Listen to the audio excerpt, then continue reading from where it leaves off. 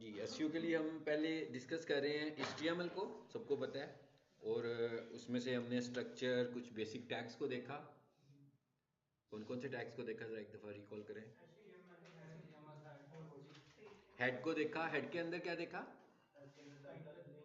Title को देखा, link को देखा। लिंक से क्या करते हैं? फेविकॉन लगाते हैं, बिल्कुल ठीक है। उसके बाद बॉडी में गए, बॉडी में क्या देखा? Heading styles. तो हेडिंग स्टाइल्स टोटल कितने होते हैं? 6 हेडिंग स्टाइल्स होते हैं। और प्राइमरी कीवर्ड के लिए कौन सा हेडिंग स्टाइल रेकमेंड? H1। सो एक वेबसाइट में कितने H1 हो सकते हैं? एक H1 हो सकता है। वो सारे H2 3 4 लगा सकते हैं, और H3 से लेकर H6 तक काफ़ी सारे बुलेट्स और नंबरिंग की तरह हम उन्हें इस्तेमाल कर सकते हैं। ठीक है। उसके बाद और भी कुछ देखा था प्रीवियस क्लास में, क्या था वो? पैराग्राफ को देखा। व्हाट इज पैराग्राफ, क्या होता है? एसईओ से कुछ लेना देना तो नहीं है उसका, मगर पैराग्राफ के अंदर जो चीज़ें हैं वहाँ पर कुछ एसईओ इन्वॉल्व है। सो क्या है भला? हाँ जी, बिल्कुल ऐसे ही है कि हमारा जो कंटेंट होता है पैराग्राफ का, जो बस मैं रुक गया हूँ यहाँ पे, फिल इन द ब्लैंक्स है। मैं क्या, पैराग्राफ का जो, हाँ, पैराग्राफ का जो इंट्रोडक्शन होता है, यानी जिसे हम बोलते हैं फर्स्ट लाइन, वहाँ पर क्या होना चाहिए? कीवर्ड होना चाहिए। कीवर्ड गूगल को बताने के लिए हम कैसे बताते हैं? बोल्ड या स्ट्रॉन्ग का HTML टैग इस्तेमाल करते हैं। यही है हमारा पूरा समराइज जो हमने कर लिया अभी तक। ठीक है, चलिए अब जरा आगे चलते हैं, और आज हम बात करते हैं, दो चीज़ें हमारी बच गई, इमेजेस और हाइपरलिंक्स। ठीक है, इमेज वेबसाइट में लगे होता है, बहुत सारे इमेजेस वेबसाइट पे लगे होते हैं, तस्वीरें बहुत सारी लगी होती हैं।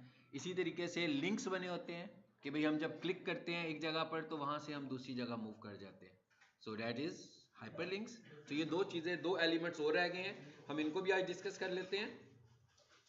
एनीवेज एक काम करते हैं भाई, इसके अंदर ज़रा इमेज लगा लेते हैं, ज़रा इमेज का टैग भी पता लग जाए।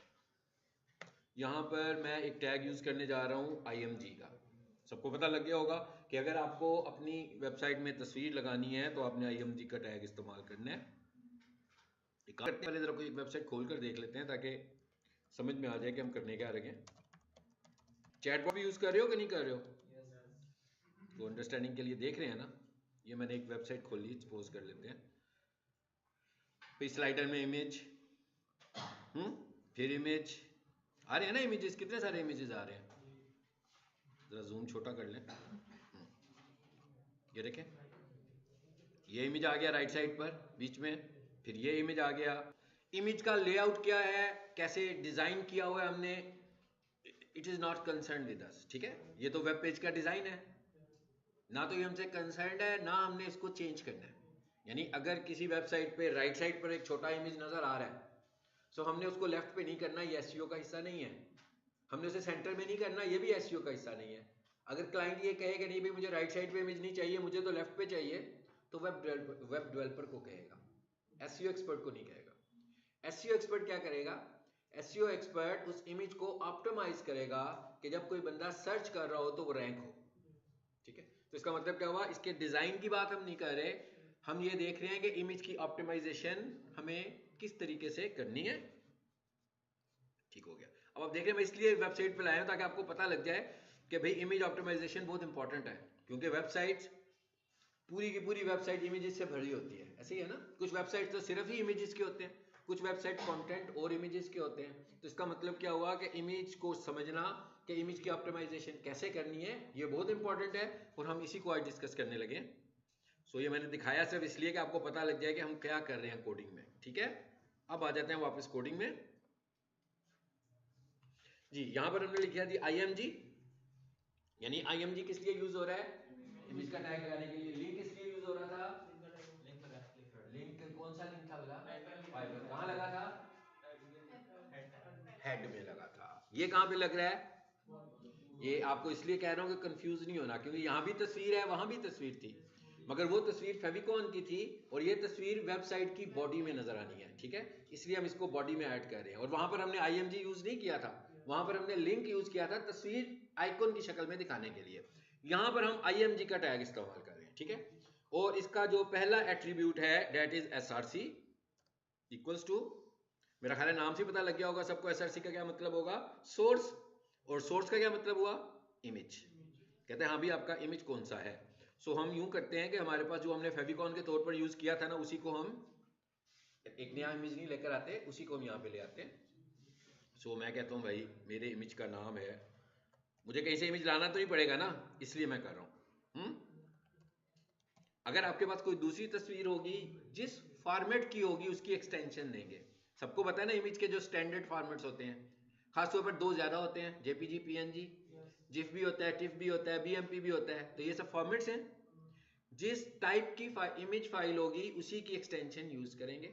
मतलब अभी मैंने बोला बीएमपी, तो उसकी एक्सटेंशन ही बीएमपी है। जेपीजी उसकी, जेपैग उसे बोलते हैं लेकिन उसकी एक्सटेंशन जेपीजी होगी। जिफ उसकी एक्सटेंशन जिफ होगी। ठीक है, तो ये जब हम फाइल को देख रहे होते हैं विंडोज में, वहां पर उसकी टाइप्स के साथ एक्सटेंशन लिखी हुई नजर आ जाती है, कोई इतनी मुश्किल बात नहीं है। जब हम फाइलों को देखते हैं तो हम नाम की बात करते हैं सिर्फ, मगर जब हम कोडिंग में आ जाते हैं तो हमें नाम और एक्सटेंशन दोनों का पता होना जरूरी है, क्योंकि वो मेंशन करना पड़ेगा। सो मैंने कहा भाई पीएनजी हमारी टाइप है, वो है, फॉर्मेट है। ओके, पहला एट्रीब्यूट बता दिया। अभी फॉर एग्जांपल अगर मैं इसको बंद कर दूं तो ये इमेज लग गया, लेकिन अभी इमेज के कुछ और एट्रीब्यूट्स हैं। एट्रीब्यूट्स क्या होते हैं, एट्रीब्यूट्स क्या होते हैं, किसे बोलते हैं एट्रीब्यूट, ऑप्शंस को। यानी इमेज के अंदर जितनी हमारे पास ऑप्शंस आ रही हैं उन्हें हम जब एसईओ कर रहे होते हैं, टैग्स को रीड कर रहे होते हैं, तो उन ऑप्शंस को हम क्या बोलते हैं, एट्रीब्यूट के। इस ऑप्शन के एट्रीब्यूट्स है। ठीक हो गया। अगला एक और एट्रीब्यूट भाई, वो क्या है, बहुत important attribute, art. Art stands for alternate. ठीक है, तो जब HTML फर्स्ट टाइम इंट्रोड्यूस हुई थी उस वक्त का ये एट्रीब्यूट है। और इसका जो बेसिक पर्पस होता था वो क्या होता था, नाम से पता लग रहा होगा। अल्टरनेट का मतलब क्या हुआ कि भाई अगर इमेज नजर ना आए तो फिर क्या नजर आए, तो ये वाला मैसेज नजर आएगा जो मैं यहाँ पे टाइप करूंगा। ये इसका HTML बिहेवियर है। अब ये SEO बिहेवियर की बात नहीं कर रहे, ये इसका HTML बिहेवियर है। सो मैं फॉर एग्जांपल कह देता हूँ, अब पता नहीं हमने इसका इमेज कैसा लगाया था। सो मैंने कहा भाई मेरा ये रिप्रेजेंट कर रहा है किसको, प्रोफेशनल किचन को। सो ये डबल कोटेशन में आएंगे एक्सप्रेशंस। ठीक है, देख रहे हैं ना मैं एक्सप्रेशन डबल कोटेशन में लिख रहा हूँ। तो इसका मतलब क्या हुआ कि जब ये फाइल एग्जीक्यूट होगी इमेज नजर आ जाएगा, फाइन। अगर इमेज नजर नहीं आएगा किसी वजह से, क्यों नहीं आएगा भाई नजर, इंटरनेट स्लो चल रहा था, इमेज लोड ही नहीं हुआ, इमेज में कोई एरर आ गया, आपने सही तरीके से इमेज को स्पेसिफाई नहीं किया, तो इमेज तो नजर नहीं आ रहा। जब इमेज नजर नहीं आएगा तो आल्ट का टेक्स्ट नजर आएगा। आल्ट का जो टेक्स्ट है ये कितना हो सकता है, ये 120 कैरेक्टर्स तक हो सकता है। ठीक है, हम एक काम करते हैं, अभी जितना किया इसको यहाँ पे क्लोज कर देते हैं। और ये IMG जो है सबको पता लग गया होगा किस तरह का टैग है, ये किस तरह का टैग है, सिंगुलर टैग है। आपने देखा मैंने उसे साथ ही क्लोज कर दिया। जो टैग लगते ही क्लोज हो जाए उसे हम क्या बोलते हैं, सिंगुलर। जिसे ग्रुप करना पड़ता है, ब्लॉक करना पड़ता है, उसे हम बोलते हैं पेयर टैग। मिसाल के तौर पर यहां पर हमने H2 को शुरू किया, यहां पर हमने H2 को खत्म किया, पेयर बनाया ना। फिर हमने यहां से H3 को शुरू किया, फिर हमने यहां पर H3 को खत्म किया, फिर पेयर बनाया। तो इस टैग को क्या बोल रहे हैं, पेयर टैग। और जिसको पेयर नहीं करते उसे हम बोलते हैं भाई ये सिंगुलर टैग है। सो ये सिंगुलर टैग है, अभी ये चल रहा है, लेकिन अभी फिलहाल हम देखते हैं कि इतना काम करने से क्या करता है। सो हम एक काम करते हैं, अभी इस फाइल का नाम भी चेंज कर लेते हैं। यहां से क्या करें जी, सेव एज, क्योंकि हम इसमें IMG को डिस्कस कर रहे हैं। सो हम लिख लेते हैं IMG टास्क। चलो जी, नीचे क्या आ गया, सेव टाइप्स। अगर ये यहाँ ना आ रही होती तो मैं इस पर क्लिक करता और यहाँ पर इतनी सारी ऑप्शंस आ रही हैं, इनमें से इस ऑप्शन को फाइंड कर लेता। कैसे फाइंड कर लेता, ड्रैग करके भी हाइपर टेक्स्ट मार्कअप लैंग्वेज को, या फिर H प्रेस करूंगा तो वो H वाले नामों में जाएगा, तो उस पर हाइपर टेक्स्ट मार्कअप खुद ही आ जाएगा। जी जी, इसलिए कि HTML फाइल बना रहे हैं ना। देखिए इसमें कितनी फाइल फॉर्मेट्स आ रहे हैं, मुख्तलिफ फाइलों के फॉर्मेट्स आ रहे हैं ना। हमें कौन सी फाइल बनानी है, HTML, तो लाजमी बात है उसका फॉर्मेट। जैसे माइक्रोसॉफ्ट वर्ड यूज करते हो तो उसमें तो एक ही फॉर्मेट होता है ना, PDF भी बन जाती है, दो तीन और भी होते हैं लेकिन स्टैंडर्ड एक ही फॉर्मेट होता है, तो बाय डिफॉल्ट डॉक्यूमेंट फाइल बन जाती है। लेकिन यहाँ पर ये जो हमारा एडिटर है इसमें मुख्तलिफ तरह की फाइलें बन सकती हैं। तो जब आप पहली दफा फाइल क्रिएट करोगे तो आपको यहाँ से हाइपर टेक्स्ट मार्कअप लैंग्वेज को चूज करना है। ठीक है, ये देखिए मैं एज प्रेस किया, फिर एज प्रेस किया, फिर एज किया, आ गया।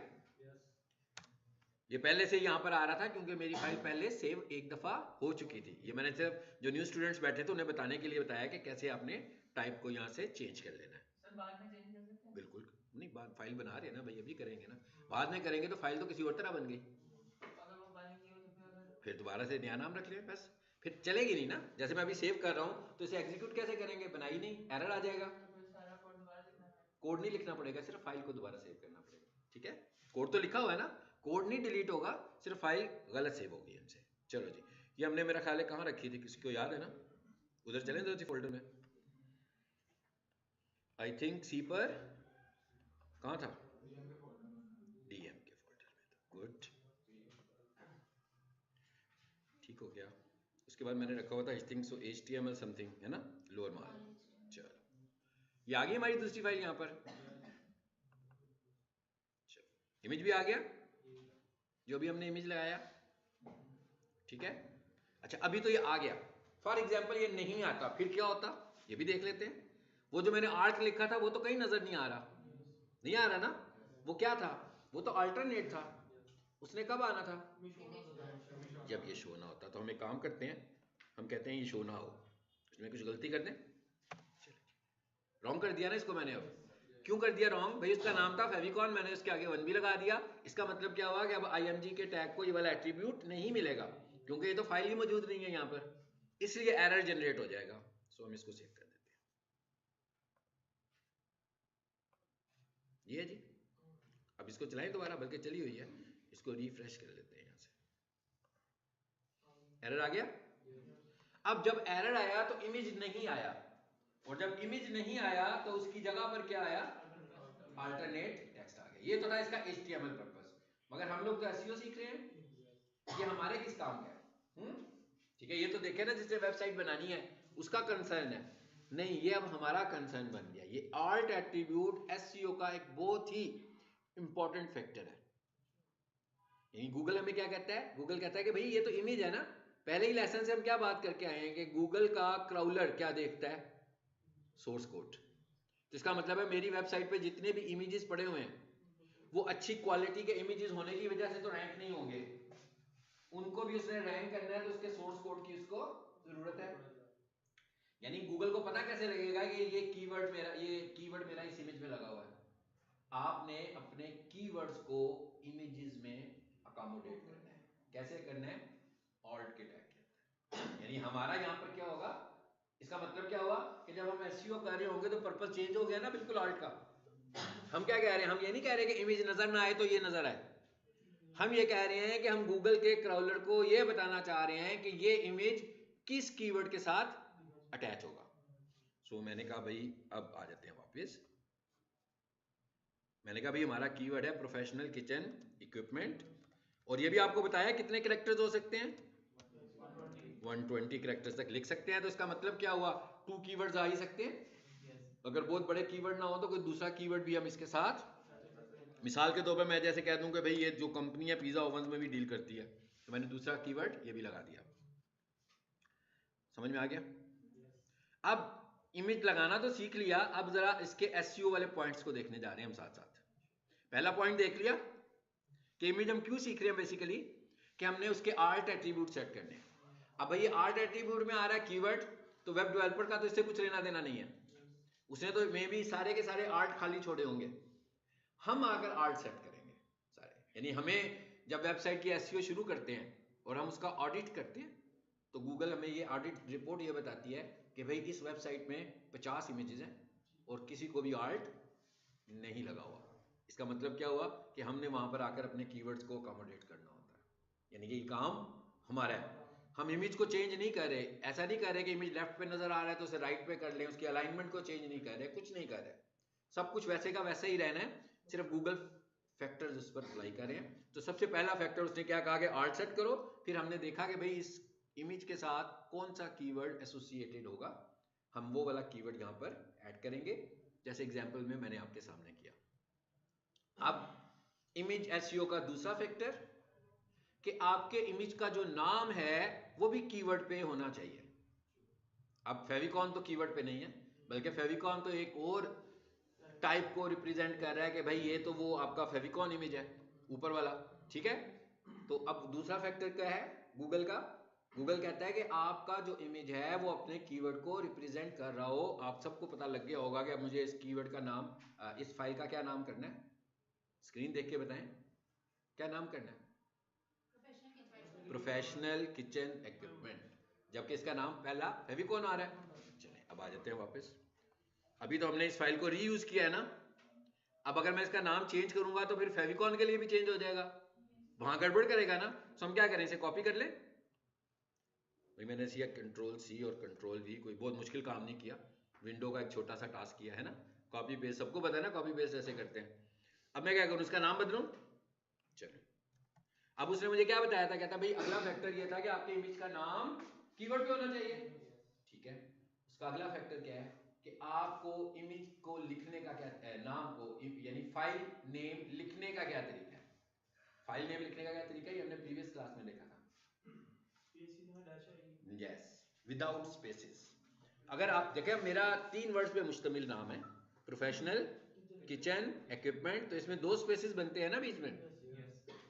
स्पेस को गूगल इलीगल कैरेक्टर समझता है, तो इसका मतलब क्या हुआ कि मैं पहले लिखूंगा प्रोफेशनल, फिर लगाऊंगा डैश, फिर लिखूंगा किचन, फिर डैश लगाऊंगा और फिर लिखूंगा इक्विपमेंट। उसके बाद एक और फैक्टर कि आपने अपनी फाइलों के नाम लोअर केस में लिखने हैं, यानी छोटी एबीसी में लिखने हैं। ये सारी चीजें जो मैं आपको बता रहा हूं ये इमेज एसईओ के हवाले से हम बात कर रहे हैं कि इमेज की एसईओ करने के लिए अगर हमारे पास कोई वेबसाइट आएगी तो ये सब चीजें हम उस पर अप्लाई करते हैं। ले जी मैं लिख रहा हूं। अब फॉर एग्जाम्पल मेरे पास एक से ज्यादा प्रोफेशनल किचन वाले इमेजेस हों तो नाम एक वक्त में तो एक नाम एक ही दफा रखा जा सकता है, बार बार 3 फाइलों का नाम तो किचन इक्विपमेंट नहीं हो सकता। तो फिर इसके आगे मैं एक और डैश लगाऊंगा और इसको यूं कर लूंगा, कुछ भी आगे से एक्स्ट्रा इसको इनपुट कर सकता हूं। चले 3-4 फैक्टर्स हो गए एसईओ के। उसने क्या कहा कि नाम भी कीवर्ड पे होना चाहिए, नाम के बीच में स्पेसेस भी नहीं होने चाहिए, ऐसे ही है, नाम छोटी एबीसी में होना चाहिए। अब और आगे चलते हैं। उसके बाद उसने कहा कि भाई आप एक और एट्रीब्यूट इस्तेमाल करना चाहें तो कर सकते हो, टाइटल। टाइटल क्या होता है, हम चाहते हैं कि जब हम माउस इमेज के ऊपर रखें, बिल्कुल इस तरह जैसे मैं ये इस बटन के ऊपर माउस रख रहा हूं,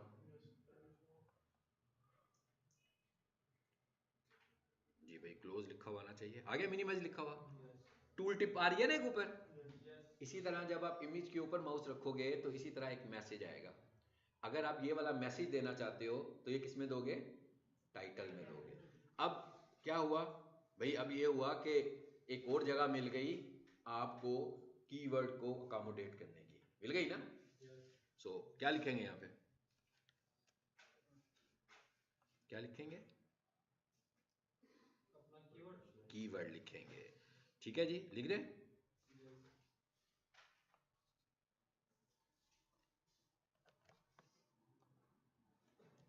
ठीक हो गया। अब क्या होने वाला है जी, क्या होगा भाई, इमेज ठीक नहीं हुआ अभी तक, ओके। अच्छा अब देखें फेविकॉन के अंदर 1 लिखा हुआ है, अब तो ना फेविकॉन लिखना है ना 1 लिखना है, क्या ख्याल है, अब नाम ही चेंज हो चुका हुआ है। अच्छा अब फाइलों का नाम लिखने की ये साइंस ज्यादा अच्छी है, देखिएगा कौन सी वाली बता रहा हूं, क्योंकि नाम है लेंथी सा, ऐसा भी हो सकता है कि नाम टाइप करते करते आपसे कोई एक स्पेलिंग मिस्टेक हो जाए, और स्पेलिंग मिस्टेक हो लेकिन आपको ना पता है कि स्पेलिंग मिस्टेक हो, तो एरर तो आना शुरू हो जाएगा। सो ज़्यादा मुनासिब तरीका क्या हुआ कि F2 करें, ये रीनेम का शॉर्टकट होता है, इस नाम को कॉपी करें, मैंने कंट्रोल C किया, इसका मतलब क्या हुआ, मुझे कॉपी करने की, अब टाइप करने की ज़रूरत नहीं है, और यहां पर मैं सिर्फ इसको टाइप कर दूंगा। अब गारंटी हो गई ना भाई कि नाम के स्पेलिंग तो नहीं गलत हो सकते, क्या ख्याल है, जो नाम मैंने वहां रखा था उसी को यहाँ लाकर पेस्ट कर दिया, तो ये बेहतर अप्रोच है, इसको भी सेव कर लेते हैं, जरा चेक करते हैं कि कोई रिजल्ट आए हैं कि अभी भी वैसे ही चल रहा है, आ गया। अब जब मैं इस तस्वीर पे माउस रखूंगा तो क्या होगा, क्या लिखा हुआ आएगा भला, एक और जगह मिल गई कीवर्ड को अकोमोडेट करने की हमें। ठीक है, वापस आ जाते हैं जी। एक और दो एट्रीब्यूट और, विड्थ और हाइट। अच्छा, विड्थ क्या बताएगा? इमेज की विड्थ। हाइट क्या बताएगा? इमेज की हाइट। भाई ऑलरेडी इमेज की एक विड्थ भी है और एक इमेज की हाइट भी है। भाई इमेज बना हुआ है ना ऑलरेडी, तो क्या हम इसे बदलने वाले हैं? नो, हम बिल्कुल नहीं बदलने वाले। फिर भी हम बताना चाहते हैं विड्थ और हाइट। क्यों बताना चाहते हैं? भाई आपने नोट किया होगा जब हम कोई वेबसाइट लोड करते हैं तो वेबसाइट शिवर कर रही होती है ना, मतलब ऊपर नीचे हो रही होती है। इमेज आता है, फिर वो एक और इमेज आता है, फिर जब दो इमेज आते हैं तीसरा आता है, फिर दो ऊपर वाले हिलते हैं अपनी जगह से। उसकी वजह क्या होती है? उसकी वजह ये होती है, एसईओ का बहुत स्ट्रॉन्ग फैक्टर है। उसकी वजह ये होती है कि गूगल को आपके इमेजेस के साइजेस का पता ही नहीं होता, सिर्फ इमेजेस लोड हो रहे होते हैं। जैसे ही दूसरा इमेज आता है तो जगह बनाने के लिए उसके साइज को फिर चेक करता है और फिर अकोमोडेट करता है। बिल्कुल ऐसे ही है जैसे हम इस क्लासरूम की एग्जांपल ले लें कि भाई यहाँ सब कुछ मौजूद हो, चेयर्स ना हो और स्टूडेंट्स आ रहे हैं तो एक एक चेयर उठा के ला रहे हैं। जैसे अभी 3 स्टूडेंट और आ जाए चेयर लेके, हम तो रुक जाएंगे ना बीच में। स्लो होगा काम के नहीं होगा, पेंडिंग भी होगा कुछ काम हमारा। इसी तरह अगर वेबसाइट पे भी इस तरह एक एक इमेज, भाई किसी में 4 इमेज होंगे, किसी में 1000 इमेजेस भी हो सकते हैं, किसी में 500 इमेजेस भी हो सकते हैं, तो इसका मतलब है वो लोड होने में उतना ही ज़्यादा टाइम लेगा, मतलब हमारी वेबसाइट तो स्लो हो गई ना। सो गूगल हमें ये कहता है कि भाई जब आप इमेजेस को लें तो जो भी उनके साइजेस हैं, आप साइजेस को नहीं हम चेंज कर रहे हैं as SEO expert. SEO services में हम उनके साइजेस को बिल्कुल चेंज नहीं कर रहे, बल्कि जो उनके साइजेस हैं उनको हम डिस्क्राइब कर रहे हैं, उनको हम मेंशन कर रहे हैं बस यहाँ पर। ठीक है, सो हम एक काम करते हैं, जरा देख लेते हैं इसका क्या साइज है। क्या नाम है इमेज का? ये क्या जी? 275 और 183। चलो इधर आ जाते हैं, लिखे क्या लिखूं? 275 और फिर क्या लिखूं? 183। चलो जी, डबल कोटेशन में मैंने ये भी दे दिया। मैंने कुछ नहीं लिखा, इंचेस पिक्सल कुछ नहीं लिखा ना, तो इसका मतलब क्या हुआ? ये क्या है? मैंने कुछ मेंशन तो नहीं किया, तो फिर ये क्या चीज है? पिक्सल्स। यानी बाय डिफॉल्ट कोडिंग में जब आप कोई यूनिट मेंशन नहीं करते हो, सेंटीमीटर, पिक्सल, इंचेस, तो क्या होता है? वो पिक्सल ही होता है। ठीक है, सो इसका मतलब हुआ ये पिक्सल्स है। फाइन, जरा चेक करें कि ये सारा करने से इमेज में कोई चेंज आता है? कोई आया? एज इट इज इमेज बिल्कुल उसी तरह ही नजर आ रहा है जैसे पहले नजर आ रहा था, मगर मैंने गूगल के क्राउलर को कंफर्टेबल कर दिया, यानी अब मेरी वेबसाइट ज़्यादा अच्छे तरीके से लोड होगी। ये टेक्निकल एसईओ का बहुत स्ट्रॉन्ग फैक्टर है। जब हम एंड पे जाएंगे तो हम टेक्निकल एसईओ को देख रहे होंगे। ठीक है, सो ये देख रहे हैं आप कंट्रोल कैसे हुआ है? ये इमेज एसईओ से कंट्रोल हुआ। एक और आखिरी इंपॉर्टेंट फैक्ट, ये सारी की सारी जितनी बातें मैंने की हैं ये सब बातें इमेजेस के लिए थी। आखिरी important factor, size of image. ये भी बहुत इंपॉर्टेंट है। क्या ख्याल है? मतलब एक वेबसाइट है, उसके अंदर सपोज कर लेते हैं सिर्फ 5 इमेजेस हैं और हर इमेज का साइज 2 MB है, और एक वेबसाइट है उसमें भी 5 इमेजेस हैं मगर उसकी इमेजेस के साइज 300 to 400 किलोबाइट्स हैं। 1 MB में 1000 किलोबाइट्स होते हैं। तो इसका मतलब यूं कह लेना कि एक वेबसाइट 300 किलोबाइट की है और एक वेबसाइट जो है वो कितने किलोबाइट्स की है? तकरीबन 2000 किलोबाइट्स की है। तो जल्दी कौन सी वेबसाइट लोड होगी? 300 वाली। अंडरस्टूड बात है। गूगल कहता है कि भाई आपके इमेजेस भी कॉम्प्रेस होने चाहिए, उनके साइजेस छोटे होने चाहिए। अब क्लाइंट्स जो होते हैं वो सम टाइम कहते हैं कि भाई मैंने तो इतनी अच्छी क्वालिटी का इमेज बनाया था, वो तो साइज इसीलिए उसका अच्छा है कि उसकी क्वालिटी अच्छी है, तो आप साइज छोटा करोगे तो उसकी क्वालिटी खराब हो जाएगी। क्लाइंट का पॉइंट ऑफ व्यू हो सकता है ना। ठीक है, तो इसका जवाब क्या है? मतलब वो कहे भाई मैंने नहीं छोटे करने, मेरे तो इमेज की क्वालिटी खराब होगी, मेरे कंपनी का जो है इंप्रेशन खराब होगा कि भाई इन्होंने तस्वीरें कैसी लगाई हुई हैं। आज की तारीख में लोग वेबसाइट्स को कहाँ पे देखते हैं ज्यादा? गूगल पर, मोबाइल पर देखते हैं। लैपटॉप और डेस्कटॉप पर तो बहुत ही कम लोग देखते हैं। गूगल भी हमें यही कहता है कि आपकी वेबसाइट को रैंक करने के लिए मैंने पहले मोबाइल पर देखना है। अगर वो मोबाइल फ्रेंडली है, अगर वो मोबाइल पर रैंक होती है, तो इसका मतलब हुआ कि मैं आपकी वेबसाइट को अब डेस्कटॉप पे रैंक करूंगा। यानी लोगों ने तो हमारी वेबसाइट्स को देखना ही मोबाइल पर है। अब इतनी सी स्क्रीन है, वैसे ऐसा नहीं होगा कि डेस्कटॉप पे रेजोल्यूशन खराब होगी, वहां भी नहीं होगी, लेकिन अभी हम सपोज करें कि इतनी सी स्क्रीन पे जब कोई इमेज नजर आ रहा होगा, उसकी रेजोल्यूशन तो नहीं खराब हो सकती, कि होगी? देखें रेजोल्यूशन कैसे खराब होती है। कोई एक तस्वीर है ना, हम देख रहे हैं कि कैसी है इसकी क्वालिटी, हम करते क्या, उसको जूम करते हैं ना, करते जाते हैं, फिर एंड पर जब चले जाते हैं ना कोई 800% पर, तो वहां पर जाकर कहीं पिक्सल्स बन जाते हैं उसके। तो भाई किसी विजिटर ने आपकी वेबसाइट को ऐसे देखना है? नहीं, ऐसे बिल्कुल नहीं देखना, ठीक है। बल्कि मसला क्या हो रहा है, मसला ये हो रहा है कि 2 MB के इमेजेस हैं और 50 इमेजेस हैं, 100 इमेजेस हैं, स्पेस भी ज्यादा यूज हो रही है, लोड टाइम भी ज्यादा लग रहा है, और जहां पर इंटरनेट स्पीड अच्छी नहीं है वहां पर तो आपके इमेजेस लोड भी नहीं हो रहे। तो कितने सारे मसले हैं जिसको ये रिड्यूस कर रहे हैं हम। कैसे रिड्यूस करें, किस साइंस से उसे रिड्यूस करें, किस तरीके से हम उसे रिड्यूस करें? इमेजेस को कंप्रेस करके और इमेजेस के साइजेस को छोटा करके। तो इसका मतलब क्या हुआ, एक और इंपॉर्टेंट काम हमारा क्या है, ये देखना कि इमेजेस के साइजेस क्या हैं। जब वेबसाइट एसईओ एक्सपर्ट के पास आती है तो उसमें जो इमेजेस होते हैं वो बहुत बड़े बड़े होते हैं। तो इसका मतलब क्या हुआ कि अब हमें ऐसा लग रहा है कि शायद हम इमेजेस के साथ कुछ छेड़खानी करने वाले हैं, ऐसे ही है ना। स्टिल हमने कुछ नहीं करना, हमने क्या करना है, क्लाइंट के इमेज को डाउनलोड करना है। मिसाल के 2 पे क्लाइंट का इमेज जो था मेरे पास था 1.3 MB का, मैंने उसे डाउनलोड किया और मैंने उसे कंप्रेस किया, मतलब मैंने उसे छोटा किया, कंप्रेस किया और उसके बाद फिर दोबारा लोड कर दिया। मैंने इमेज का कंटेंट बिल्कुल नहीं चेंज किया, बल्कि सिर्फ उसको कंप्रेस किया। हुआ क्या, बाद में मुझे पता लगा जनाब वो जो 1.2 या 2 MB वाली इमेज थी, अब उसका साइज हो चुका हुआ है 300 या 400 किलोबाइट्स। 500 इमेजेस थे, 500 इमेजेस थे, कितने किलोबाइट सेव हुए?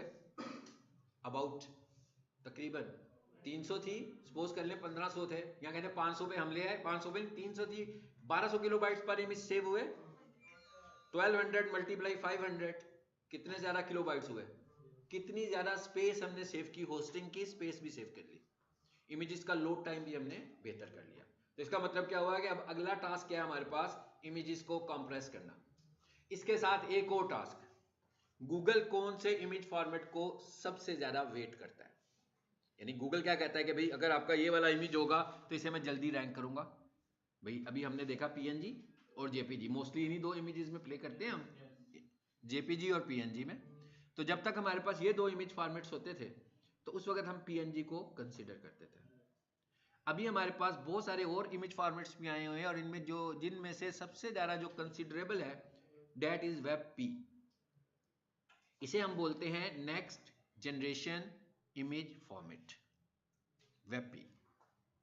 अगर आप कोई ग्राफिक टूल इस्तेमाल करें आज की तारीख तक, फोटोशॉप, इलस्ट्रेटर, कोरलड्रा, जहां पर इमेजेस सेव हो रहे होते हैं, इमेजेस एक्सपोर्ट होते हैं, वहां पर जेपीजी का ऑप्शन भी होता है, वहां पर पीएनजी का ऑप्शन भी होता है, बट वहां पर वेब पी का ऑप्शन नहीं होता। यानी वेब पी को कोई एप्लीकेशन सपोर्ट ही नहीं करता अभी तक। मे भी आने वाले वक्त में फॉर्मेट बता दें हमें बनाने के लिए। वेब पी फॉर्मेट जो होता है वो सिर्फ इंटरनेट ब्राउजर फ्रेंडली फॉर्मेट होता है। सबको पता है ना इंटरनेट ब्राउजर्स क्या होते हैं, क्या होते हैं बोले इंटरनेट ब्राउजर्स? जी आप बताओ, इंटरनेट ब्राउजर क्या होता है? हाँ यार कितनी मुश्किल बार रोजाना यूज करते हो, बार बार खोलते हैं दिन में आप लोग, है ना। गूगल क्रोम खोलते हो ना, गूगल क्रोम हो गया, इंटरनेट माइक्रोसॉफ्ट एज हो गया, फिर क्या हो गया भाई, कितने सारे हैं, सफारी हो गया, ये सब इंटरनेट ब्राउजर है ना, जिसे खोलकर आप वेबसाइट्स खोलते हो, इज कॉल्ड इंटरनेट ब्राउजर्स। सो ये सिर्फ और सिर्फ ये वाला फॉर्मेट इंटरनेट ब्राउजर में खुलेगा। अब आपकी वेबसाइट ने कहां पे खुलना है, उसने भी तो इंटरनेट ब्राउजर में खुलना है। तो ये वाला फॉर्मेट सिर्फ और सिर्फ, ये नहीं हम कह रहे क्रोम फ्रेंडली है, हम कह रहे हैं इंटरनेट ब्राउजर फ्रेंडली है, कोई सा भी इंटरनेट ब्राउजर हो, ठीक है।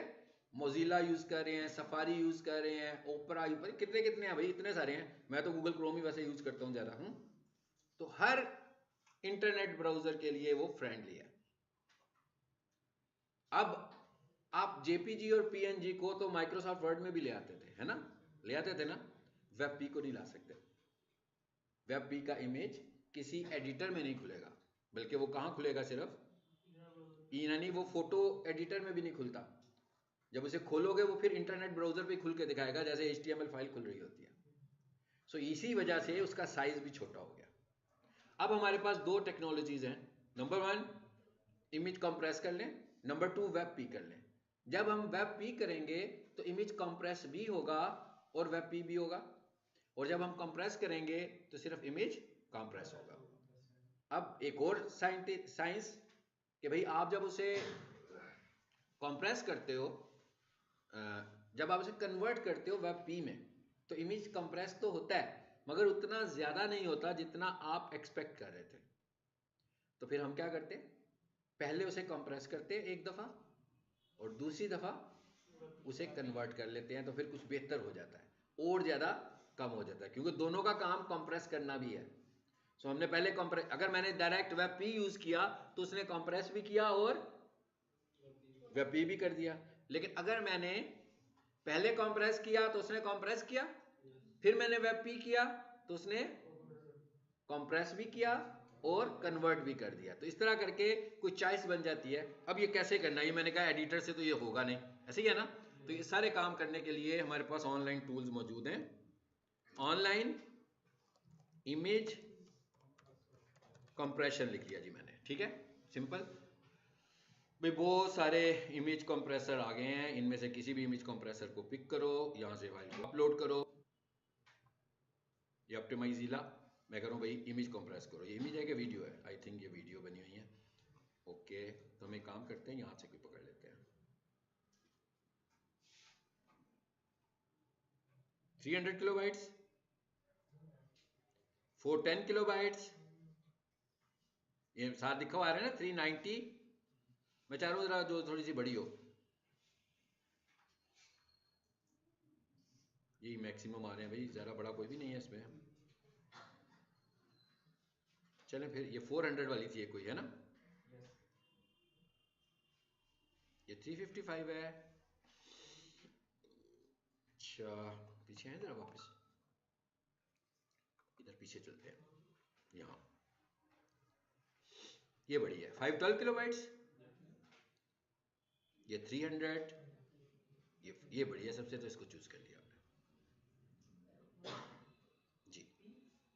क्या कह रहा है, -72% रिड्यूस्ड, काफी सारा छोटा साइज होने वाला है इसका। हाँ अभी ये 512 किलोबाइट्स की थी, हम कहते हैं ऐसे डाउनलोड करो। इमेज के ग्राफिक्स में कोई फर्क नहीं पड़ेगा, साइज देख लें क्या हो गया। 500 किलोबाइट्स थी, अब कितनी हो गई 143 किलोबाइट्स, यानी 500 किलोबाइट से 143 किलोबाइट्स का साइज हो गया। बहुत सारे किलोबाइट्स हमने इसके सेव कर लिए, ये इसका नाम भी आ गया। अब जरा एक और टूल यूज कर लेते हैं साथ ही, ताकि दोनों आपको पता लग जाए। आप दोनों भी कर सकते हैं, एक भी कर सकते हैं। असल में हमें इमेज छोटा करना है, इमेज कंप्रेस करना है और वेब पी करना है। अब मैं क्या लिखूंगा पहला, ऑनलाइन, कौन सा इमेज था, जेपीजी था, जी था, मैंने देखा नहीं, आपने किसी ने देखा हो तो देखा किसी ने कि नहीं भाई, शो नहीं था हो रहा। चलिए अभी यहाँ देख लेते हैं, यहाँ पे बता देगा पीएनजी है, ठीक है। उसने पीएनजी, हमने फॉर्मेट तो चेंज ही नहीं कराया ना, हमने तो सिर्फ उसको कंप्रेस किया है। सो पीएनजी ही था। सो हम कहते हैं भाई ऑनलाइन, देखें हमें ये पता होना चाहिए ना हम किसको कन्वर्ट कर रहे हैं। यानी अगर आपके पास जेपीजी होगी तो मैं कहूँगा जेपीजी टू वेब पी बनाओ, अगर हमारे पास पीएनजी होगी तो मैं कहूँगा पीएनजी टू वेब पी बनाओ। सो मैं कहता हूँ भाई ऑनलाइन पीएनजी टू, ये फ्री टूल्स हैं, ये ले लेंगे, मैं इसको वैसे ज़्यादा इस्तेमाल करता हूँ, आप किसी को भी कर सकते हैं। चूज, अभी हमने जो किया वो कहाँ पड़ी है भाई, ये क्या लिखा हुआ आ रहा है,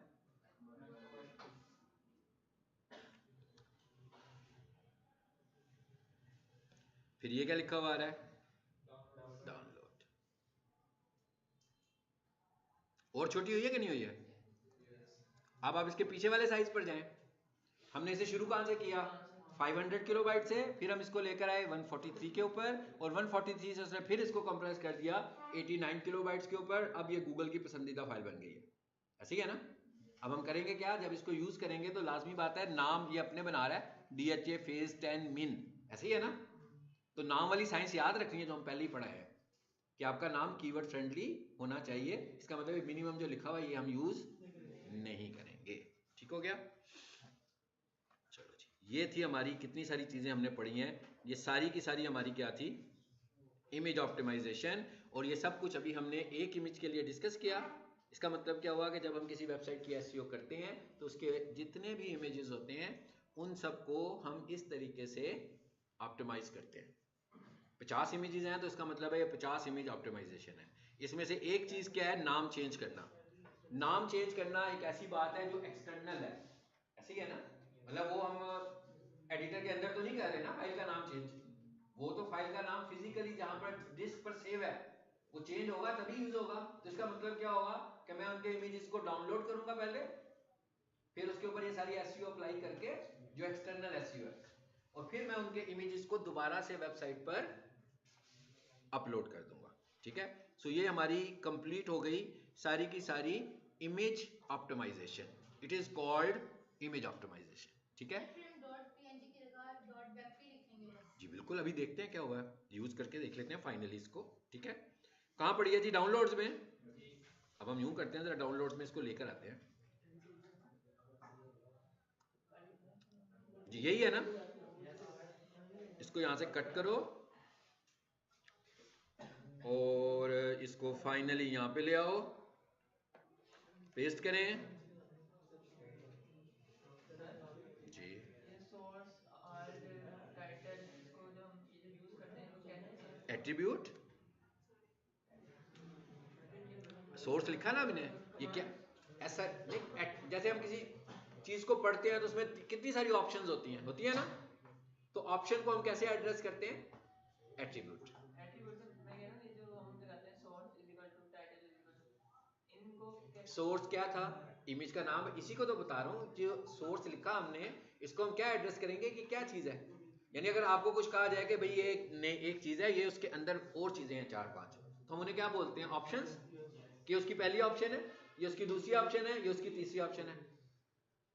HTML के टैग्स में हम ऑप्शंस को क्या कहते हैं? नहीं नहीं, एट्रीब्यूट। और जो ऑप्शन है वो सोर्स है। ऑप्शन नंबर 1 क्या है? सोर्स। क्यों बता रहे हैं? फाइल का नाम बताने के लिए कि भाई फाइल का नाम क्या होगा, कौन सी फाइल आपने यहाँ पे लगानी है। But is called attribute. आपको आप जो पूछना चाह रहे हैं वो क्वेश्चन कुछ और कर रहे हैं। आप पूछना कुछ और चाह रहे हैं लेकिन क्वेश्चन कुछ और कह रहे हैं। क्या पूछना चाहते हैं? बताएं। नहीं सर, मैं क्वेश्चन सही किया। मैं कह रहा हूँ कि source is equal to title is equal to और आर्ट इज इक्वल टू उसके बाद जो आ रहा है उसे क्या कहते हैं? नो, ये जो चीजें हैं इनको कहते हैं इसी को एट्रीब्यूट बोलते हैं ना। सोर्स इक्वल टू को हम ये कह रहे हैं कि बेसिकली है क्या, एक हमने लिखा IMG, उसके अंदर हमने कुछ चीजें लिखनी है 1 2 3 4 5 6। ठीक है? पहली चीज क्या है? सोर्स। क्या कहेंगे हम कि ये इमेज का एट्रीब्यूट नंबर 1 है। फिर हम कहेंगे अगला क्या था? आर्ट। हमने कहा भाई ये इमेज का एट्रीब्यूट नंबर 2 है। फिर आगे लिखा हमने विड्थ, हमने कहा ये भी इमेज का एट्रीब्यूट है। यानी हम इनको ऑप्शंस को एट्रीब्यूट बोलते हैं। ठीक है? आप क्यों मुश्किल में क्यों जा रहे हो? आसानी में रहो। सर एक्चुअली जैसे फॉर्मूलाज होते हैं, ये इज इक्वल टू डालते हैं और फिर आगे हम वो फॉर्मूला हम बताते हैं कौन सा लगाना क्या कहते हैं उसे? फॉर्मूला या फंक्शन जैसे और फिर हम हाँ उसे फंक्शन कहते हैं ना, इसको एट्रीब्यूट कहते हैं बस। अच्छा इसको चलें जी, अब जरा ये नाम चेंज करने लगे हम। कहीं से भी सोर्स का हमने लिखा एट्रीब्यूट तो ये कहीं से भी उठा लेगा फाइल जो भी अगर हमने करेक्ट लिखी तो। हाँ ये मैं आपको बताता हूँ, आपका ये क्वेश्चन वैलिड है, आपका ये बताता हूँ। लें जी, अब जरा नाम चेंज कर लें भाई। क्या हो गया? अभी बात नहीं खत्म हुई, चल रही है जी। चेंज कर दिया मैंने नाम।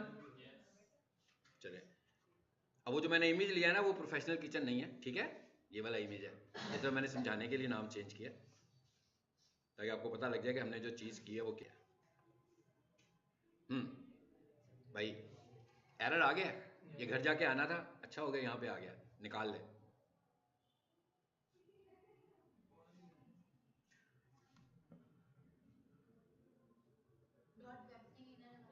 हाँ जी, गुड। ये फॉर्मेट क्या है हमारा? PNG नहीं रहा ना, अब तो चेंज हो गया।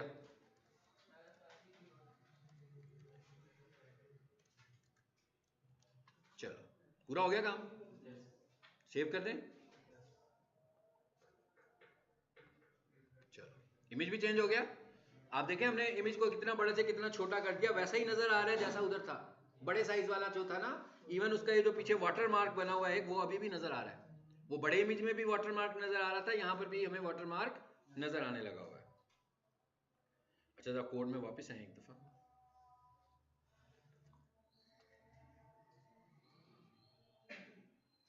हाँ जी, अब आपने जो क्वेश्चन किया था दोबारा पूछो। तो मैंने यही क्वेश्चन किया था, title is equal to build is equal to source is equal to, वो कैसे क्या उसको क्या कहते हैं एट्रीब्यूट जी? नहीं, टाइटल एट्रीब्यूट है, उसके आगे मैंने क्या लिखा था? प्रोफेशनल किचन इक्विपमेंट लिखा था ना। That is the expression of attribute, उसको हम एक्सप्रेशन बोलेंगे। SRC equals to file name, लेकिन फाइल नेम को हम क्या बोलेंगे? एक्सप्रेशन। उसका एक्सप्रेशन फाइल नेम है। ठीक है, चलें जी, यहां तक हो गया।